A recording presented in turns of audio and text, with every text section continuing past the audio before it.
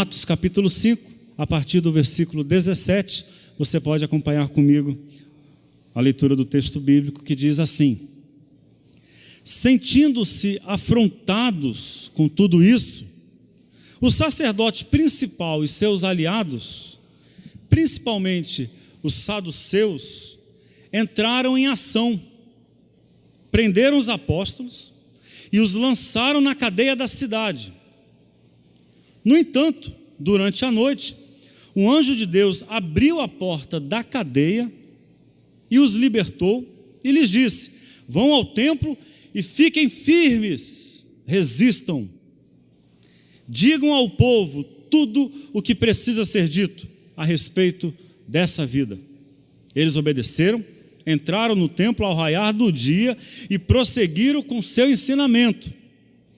Alheios a isso, o sacerdote principal e seus companheiros convocaram o concílio judaico e mandaram buscar os prisioneiros.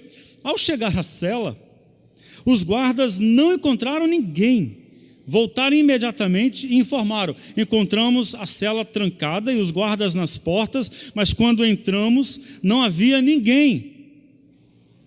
O chefe da guarda do templo e os sacerdotes ficaram confusos. Afinal, o que está acontecendo aqui? Alguém então apareceu e disse: os senhores saibam que os homens que foram presos estão de volta no templo, ensinando o povo. Os senhores sabiam? Então o chefe e os guardas foram atrás deles, mas os trataram bem, temendo uma reação violenta do povo. Versículo 27, os guardas os levaram de volta e os conduziram ao concílio. O sacerdote principal interrogou: nós não havíamos dado ordens estritas para que não ensinassem no nome de Jesus?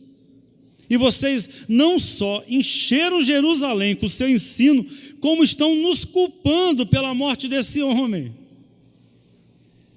Pedro e os apóstolos responderam: mede aí o atrevimento.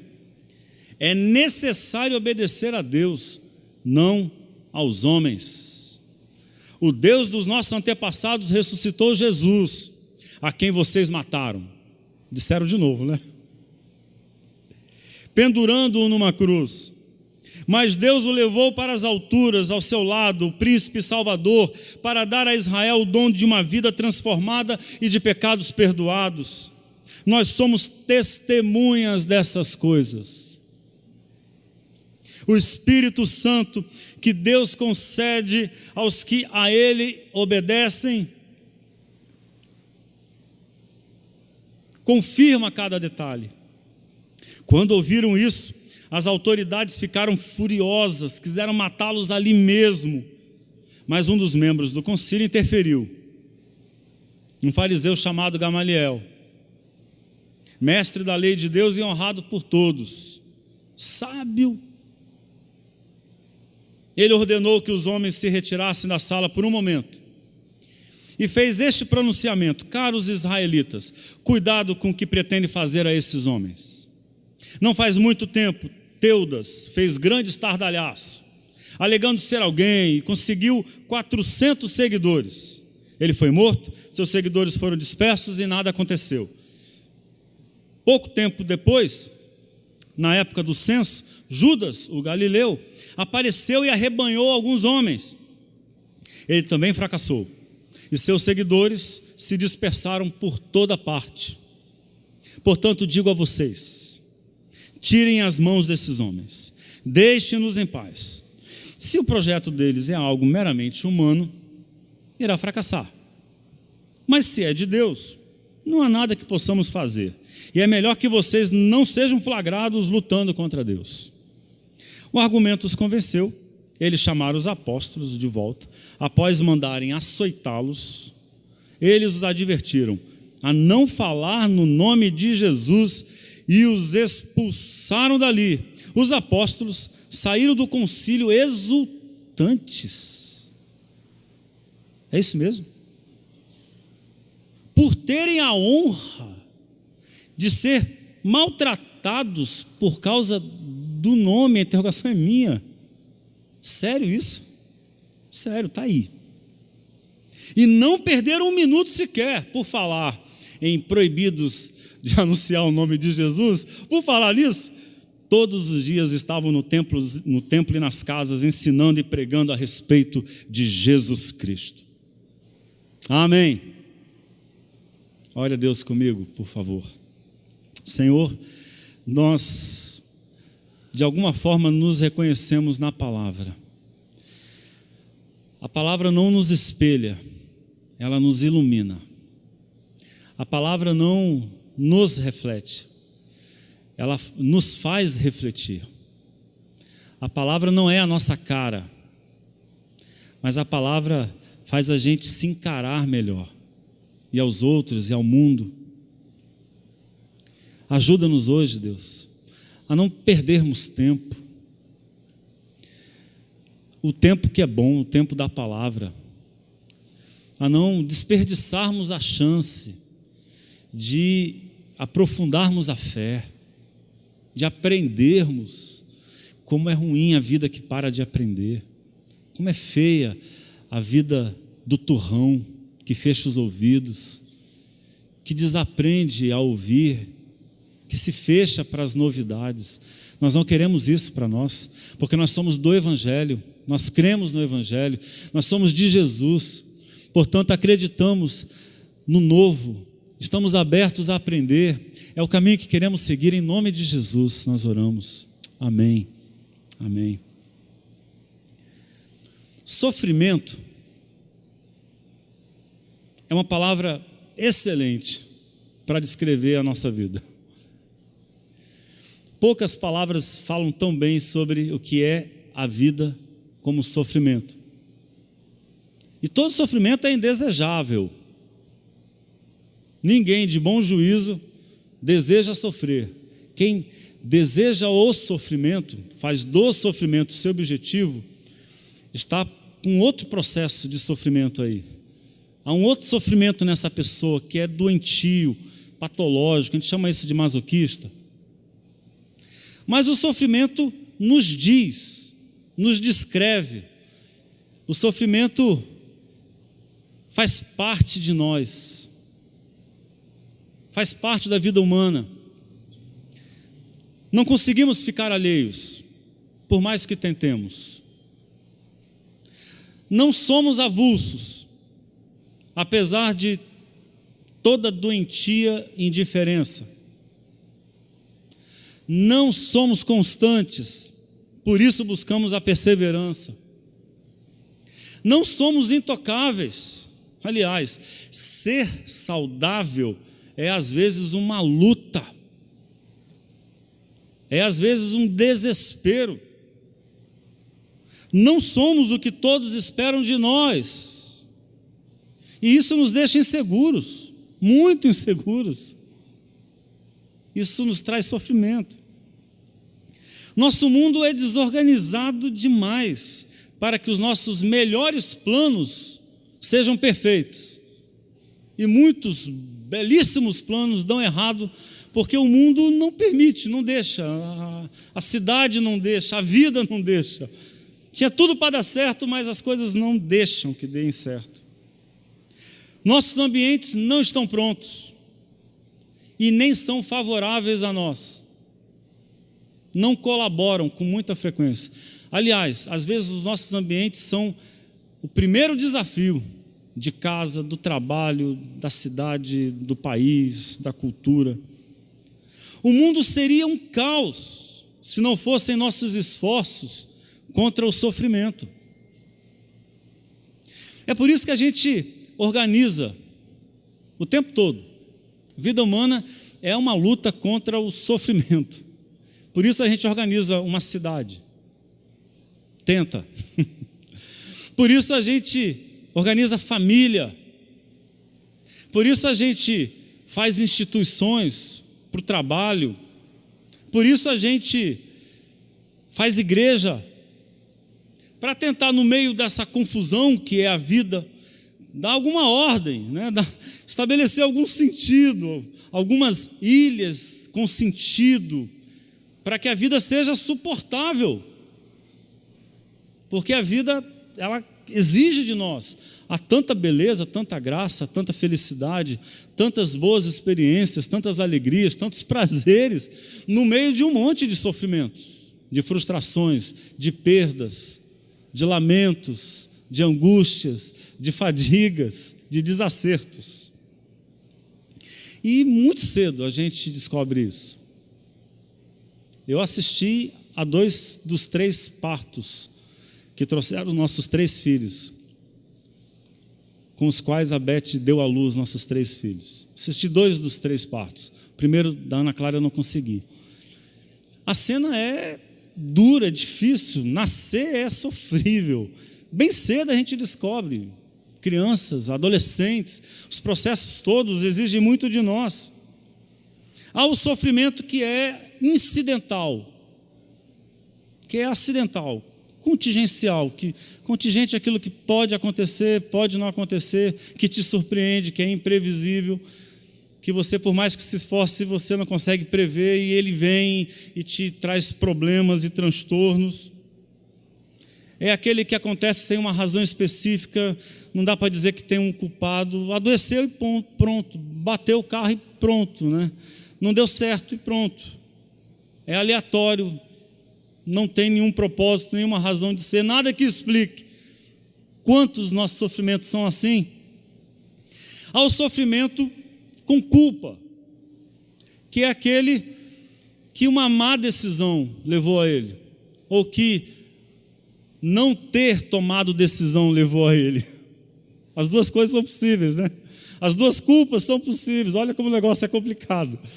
Eu posso ser culpado por ter decidido errado, posso ser culpado por não ter tomado a decisão que tinha que ter tomado, por ter errado, por ter feito coisas vergonhosas, por ter sido desleal, por ter sido desonesto, por ter sido instável, por ter sido fraco quando deveria ter sido firme. Há sofrimentos que vêm do meu erro.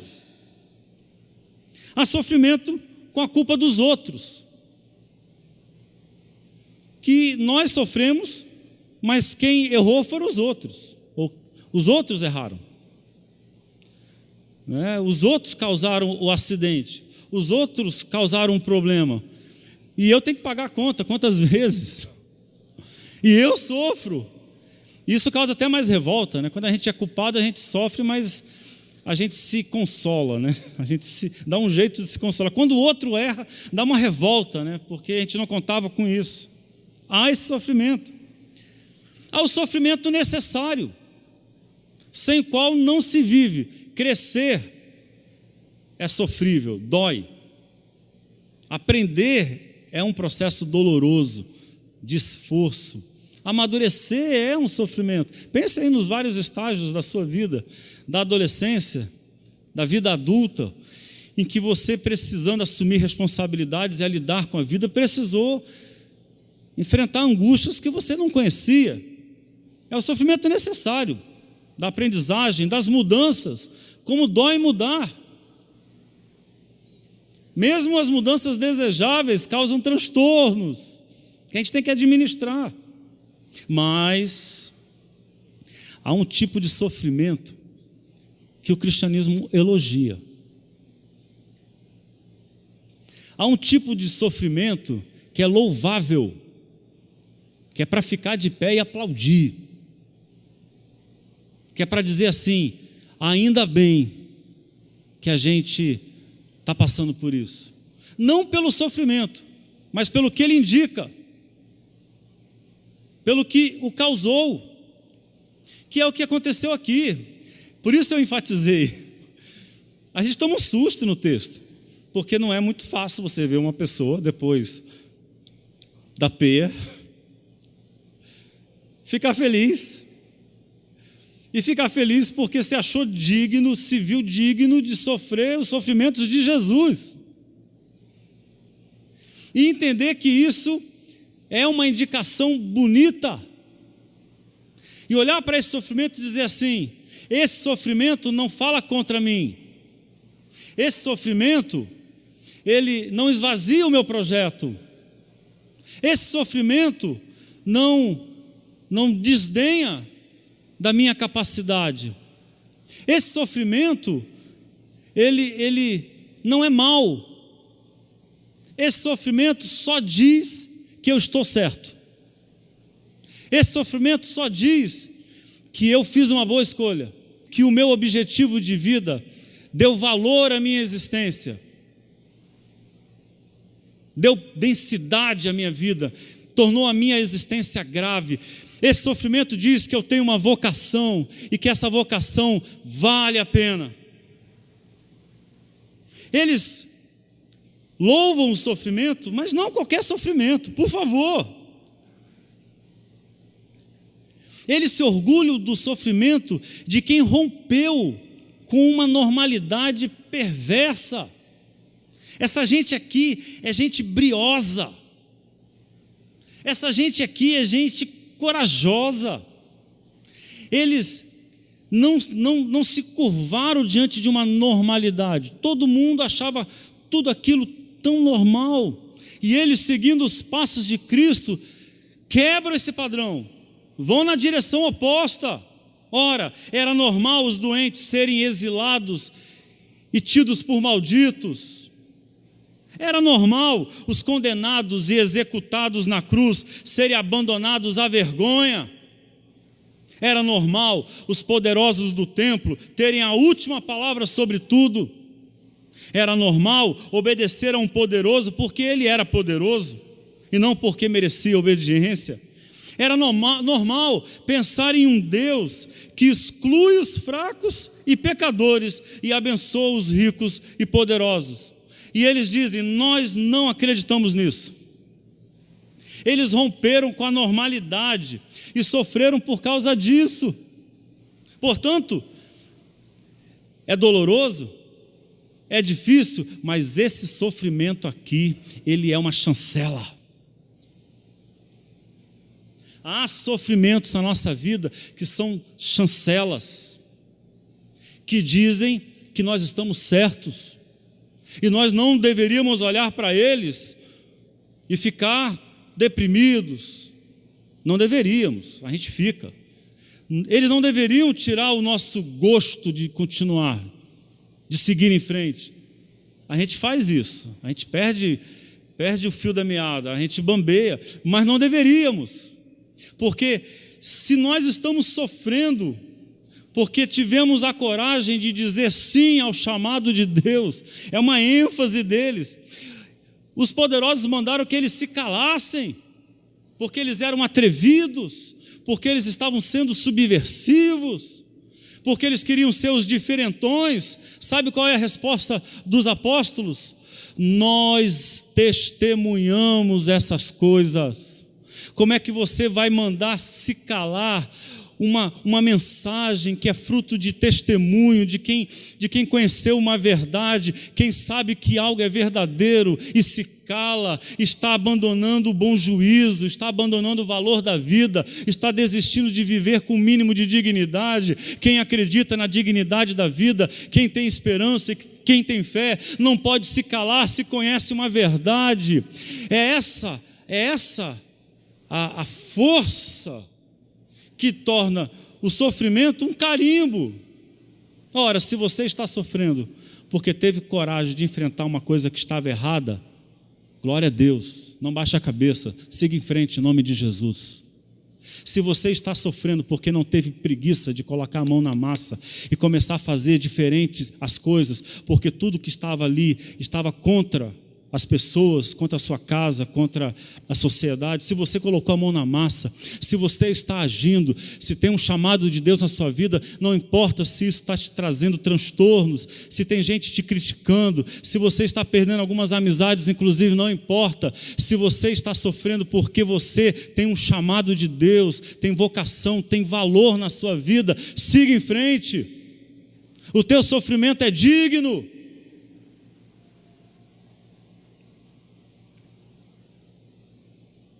Eles sabem disso. Há uma palavra que é muito, muito boa. Nós temos palavras que são generosas de significados para nós. Uma delas é resistência. E eu fui atrás. Tinha algumas desconfianças e fui atrás. ela teria uma procedência de dois termos do latim, re, que é a volta, né, a continuidade, e sistere, firmeza, né, manter-se firme. Esse é o sentido de resistir, literalmente, oferecer dificuldade, não ceder, ficar ali, contra tudo aquilo que está querendo te tirar do lugar onde você não deve sair, resistir. Esse é o sentido, inclusive, que tomou emprestado a física, né? Quando fala da resistência elétrica. Por que que o seu chuveiro elétrico esquenta, se é que você usa chuveiro elétrico? Por que que o ferro tem uma resistência dentro dele e ele produz calor? Por causa de um processo que a física identificou e que deu o nome de resistência, que tomou emprestado a palavra resistência, que é exatamente esse em que uma matéria encontra dificuldade para ser conduzida em outra matéria.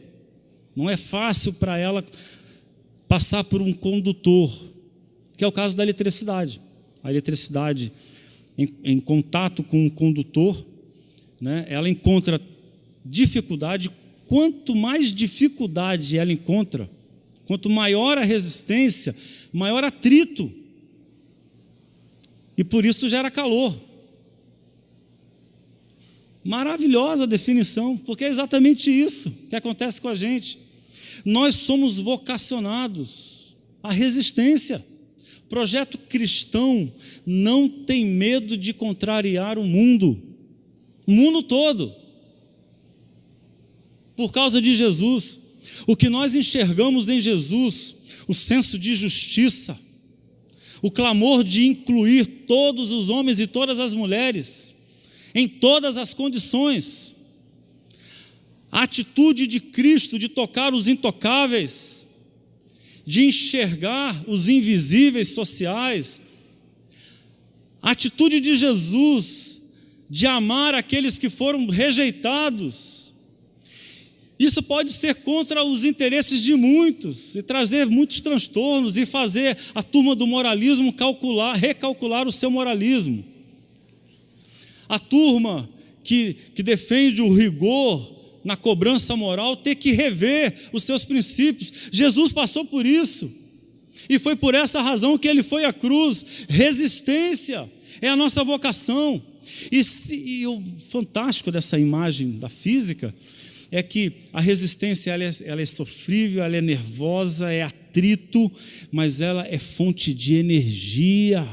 E nós precisamos aprender, se quisermos seguir os passos de Jesus, a tirar energia, não apenas dos bons resultados do que fazemos, não apenas do sucesso, que devemos, e é bom ter sucesso, e é bom ter dinheiro no bolso, e é bom ter saúde, é bom dar certo, é bom que as pessoas aplaudam o que nós fazemos, é bom ser reconhecido, é bom ter a simpatia das pessoas, mas essa não pode ser a nossa única fonte, porque muitas vezes essas fontes, elas acabam, elas se ausentam, e nós não temos os aplausos, e nós não temos a simpatia de todos, e nós não temos o reconhecimento de todos, mas nós temos a nossa convicção de que essa vocação que nasceu em Jesus Cristo vale toda a nossa resistência, e é daí que vem a nossa força. Te deram as costas porque você está fazendo aquilo que é certo, aplauda, coragem, siga em frente, espelhe-se nos discípulos, tome essa rejeição como uma confirmação de que a sua fé é mais digna do que qualquer necessidade de aplauso. Tem gente que não gosta de você estar agindo corretamente, a sua honestidade está atrapalhando as pessoas, não importa, vai te trazer transtornos, insista, porque aquilo que você está fazendo é resistência, você está lutando contra forças que são perversas e que destroem a humanidade. Em Cristo Jesus, essa é a nossa vocação.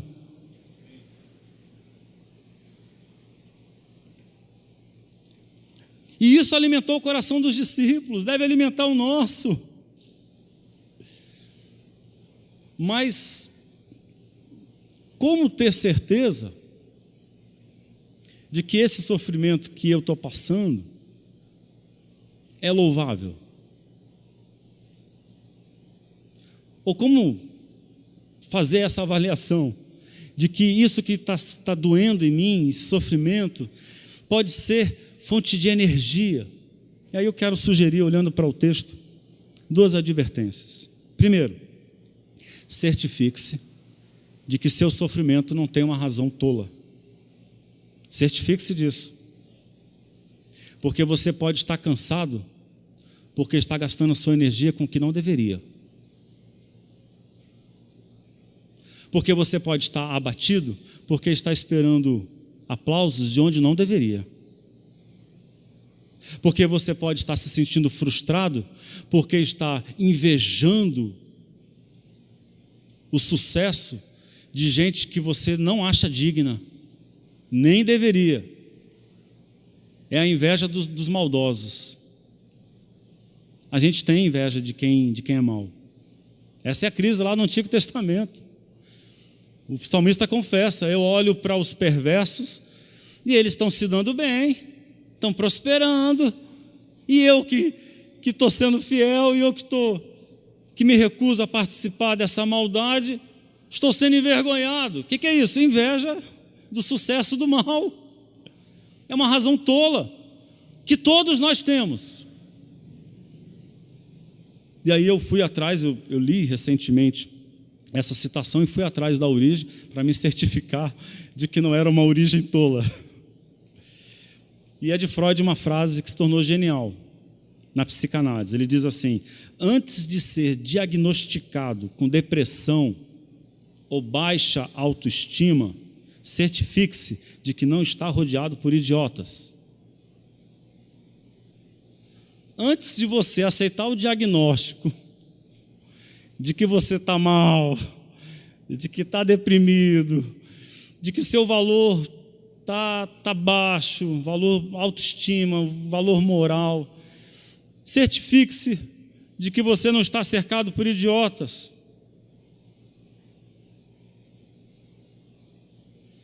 Porque se nós quisermos seguir o que os discípulos, os apóstolos fizeram, temos que tomar esse cuidado de nos certificar de que não estamos sofrendo por motivos idiotas, ou porque você está se sentindo assim por causa de gente idiota.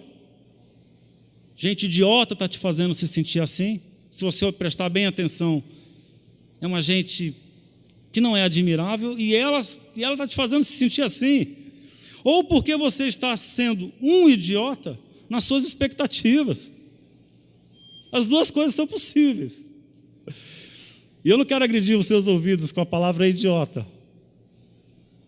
Tomara que você ria um pouco aí, que você consiga rir um pouco. Mas muitas vezes nós sofremos, se não por nossa idiotice, pela idiotice de quem nos cerca. E a gente está lá sofrendo, idiotamente. Não deveríamos. Quanto do nosso sofrimento tem uma motivação oca, ou uma razão tola, ou mesmo uma vergonha. Quer ver uma coisa? Nós estamos numa cultura, uma cultura do consumo, que precisa que a gente sofra. O dia que você para de sofrer nessa cultura do consumo, que te diz que você tem que comprar o tempo todo, o dia que você parar de sofrer, será o dia do prejuízo. O bom consumidor, ele é um sofredor.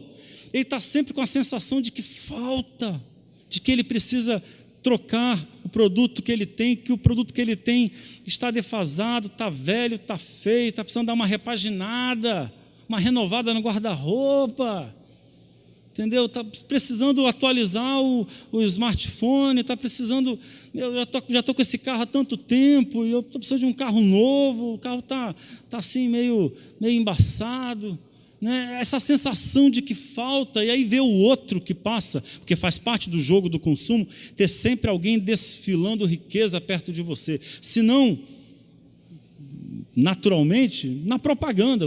O que é que a propaganda faz, senão criar desejos intocáveis, inacessíveis, insaciáveis, achei a palavra. Insaciáveis, para você ficar sofrendo. Quanto mais você sofrer, você será aquilo que Foucault chama de um corpo dócil e útil, facilmente dominado pela propaganda. Quanto mais sofrido você ficar nessa cultura, se sentindo o cocô do cavalo do bandido, porque você não tem o que ela tem. Eles têm e eu nunca tenho. Eles fazem e eu nunca consigo. Aí você sofre, fica com uma sensação de infelicidade profunda. A gente brinca aqui, mas tem gente que chega à depressão. Vai acumulando essa insatisfação, a sensação de que ela nunca vai ser tão boa quanto a maioria das pessoas à sua volta. Ela vai acumulando essa noção de não pertencimento, de inadequação, de incapacidade, de gente que é estranha porque não pode comprar o que os outros podem comprar, e isso vai roubando e sequestrando a capacidade dela de fazer aquilo que o pastor Márcio disse hoje, de amar o que tem. Ela não tem tudo que ama. É bem fofinho esse trocadilho, né? Mas ama tudo que tem. Coloca um coraçãozinho ali, uma florzinha e posta no Facebook, no Instagram, vai ser o maior sucesso. Olha, se o seu sofrimento pode ser um sofrimento inútil, falso, sem razões que o justifiquem, sofrer porque não consegue possuir tudo que uma cultura de consumo te impõe para ser feliz, é sofrer por causa de idiotas. Sofrer porque está sendo rejeitado por gente que se move por vaidade. Gente que se move por jogo fútil de poder. Ou mesmo que tem critérios que não te interessam. É sofrer por causa de idiotas. Então, se você quiser ter um sofrimento um dia elogiável, ou se quiser ter certeza de que você não sofre um sofrimento inútil, olhe para si mesmo, olhe para o que te move. Olhe quais são as suas referências, olhe uma vez, olhe duas. Pode ser que você esteja olhando para aquela que não é a sua referência, não deveria ser, porque a sua referência seria muito mais bonita. Olhe para Jesus, olhe para gente que tem coração simples, olhe para gente que luta por justiça, olhe para gente que tem a alma alargado, o coração alargado, a consciência alargada, olhe para gente que é humilde, que tem um coração fácil, olhe para gente generosa, olhe para gente que estende a mão para aqueles que são esquecidos, olhe para gente que deveria ser a sua referência, e não para um bando de idiota, que está roubando de você a capacidade de sorrir, inutilmente. E segundo,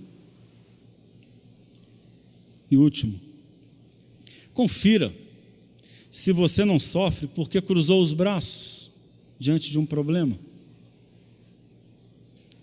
Confira, porque pode ser que a causa do seu sofrimento seja preguiça. Dá trabalho mudar uma estrutura que não está dando certo. Dá trabalho mudar um jeito de viver que está colapsando. Dá trabalho rever as relações. Dá trabalho. Certifique-se. Confira se não é preguiça o teu problema. Ou covardia, medo das conversas que você tem que ter. Medo de desagradar as pessoas que você vai ter que desagradar, para fazer aquilo que você sabe, você é testemunha, você sabe o que tem que fazer. E aqui nessa história, eu vejo que há um choque entre duas visões de mundo, dois jeitos de encarar a vida. Melhor, duas formas de resolver os problemas. A visão de Gamaliel e a visão dos discípulos são antagônicas. Se você prestar atenção, elas são antagônicas, são diferentes. Mesmo que a visão de Gamaliel tenha favorecido os discípulos. mas não é a visão dos discípulos, não é o jeito deles de resolver os problemas. Há uma tensão aqui, há um choque frontal entre a maneira de Gamaliel resolver a vida e a maneira dos discípulos resolverem a vida. Ora, cá para nós, o conselho de Gamaliel é retórica política, que a gente está cansado de ver por aí. Sabe, político que quebra o pau, briga, depois se você vê ele tirando foto, dando gargalhada junto, abraçado. Retórica. A retórica é a capacidade de convencer. E a retórica poderosa é a capacidade de convencer, mesmo não tendo conteúdo, mesmo não tendo uma boa razão. É o que faz Gamaliel. O que ele sugere para o conselho é uma saída estratégica. É repetir o gesto de Pilatos, lavar as mãos. É não fazer nada. Esse papo de se der certo é de Deus, se não dá certo não é de Deus. Esse é o fatalismo mais covarde que existe. Fatalismo covarde. Eu lembro de um irmão, ele tinha muita dificuldade com trabalho. Trabalhos assim sistemáticos, de emprego, tinha muita dificuldade. Ele gostava de ficar em casa. Mas ele tinha que arrumar emprego para sustentar a família e ele arrumou um emprego. Trabalhava no hotel. E o hotel tem um horário que é muito ruim. E ele gostava mesmo, ele era uma boa pessoa, muito querido, gostava da igreja, de estar na igreja. Mas ele estava sempre escalado, tinha sempre um plantão por causa dos serviços da hotelaria. No dia de um culto, de uma programação, ia ter uma festividade. E ele veio se lamentar para mim e dizer: pastor, eu não aguento mais, esse trabalho está me impedindo de servir ao Senhor. Eu falei: epa, nada, rapaz, você não vem hoje, mas vem outro dia, fique em paz, dê graças a Deus pelo teu trabalho, é bênção de Deus. Não, pastor, mas eu fiz um trato com Deus, né? Melhor, ele reclamou para mim, eu disse: não, vá lá e trabalhe, meu irmão. No dia da festividade, que ele estaria trabalhando, lá estava ele. Aí eu olhei, estranhei, vi o fulano lá no culto. Eu pensei comigo, ele conseguiu transferir os horários, trocou com alguém. Que bom, né? Fui dar um abraço nele: rapaz, que bom que deu certo, bom te ver aqui, graças a Deus. Não, pastor, eu quero te dizer que eu fiz um trato com Deus. Eu faltei o trabalho, pela fé. Muita fé, você sabe que é fé demais, né? E o trato que eu fiz com Deus foi o seguinte: se eu voltar lá segunda-feira e for demitido, é porque Deus não quer que eu trabalhe lá. Se eu voltar lá e não for demitido, é porque Deus quer. Aí eu não disse, eu não tive coragem de dizer, mas eu pensei, falei: meu Deus, é muito cara de pau. É muito... ele sabe, é o tipo da solução que é solução nenhuma. Foi a solução de Gamaliel. Solução alguma. Jogou ao Deus dará. Jogou a sorte, jogou os dados. Seja o que Deus quiser. Deixa a vida me levar, a vida leva eu. Quase que eu cantei. E às vezes a gente se comporta assim. Às vezes a gente quer enfrentar fontes de sofrimento assim. E o sofrimento amplia, claro. Se aprofunda, óbvio. Nem sabia Gamaliel e os demais a encrenca que eles estavam dando corda. Estavam dando corda para uma encrenca. Esse pessoal que depois passou a ser chamado de cristão, ou eles passaram a ser chamados de cristãos, deu muito trabalho, ele nem imagina. Foi uma bênção. Para os cristãos foi uma bênção. Mas essa não é a maneira da mente cristã raciocinar. Não foi assim que os discípulos raciocinaram. Não foi essa a escolha que os discípulos fizeram, de deixar rolar. Eles tomaram uma atitude, eles tomaram posição. E tomar posição com muita frequência causa problemas, exige resistência, força, exige coragem. Olha o que diz o texto bíblico: e não perderam um minuto sequer. Eu gosto demais desse troço aqui, gente. Eu acho isso aqui muito bacana, porque depois do açoite, depois da bronca, depois das admoestações, depois das caretas que fizeram todos os membros daquele concílio, depois de tentarem assustá-los, depois de tentarem desanimá-los, eles não perderam um minuto sequer, e todos os dias estavam no templo e nas casas, ensinando e pregando a respeito de Cristo Jesus. O conselho de Gamaliel não serviu para eles aqui. Para eles, o conselho que serve é o de Jesus Cristo.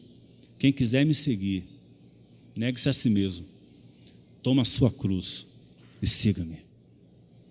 Não tenha medo de cruz. Não tenha medo do sofrimento.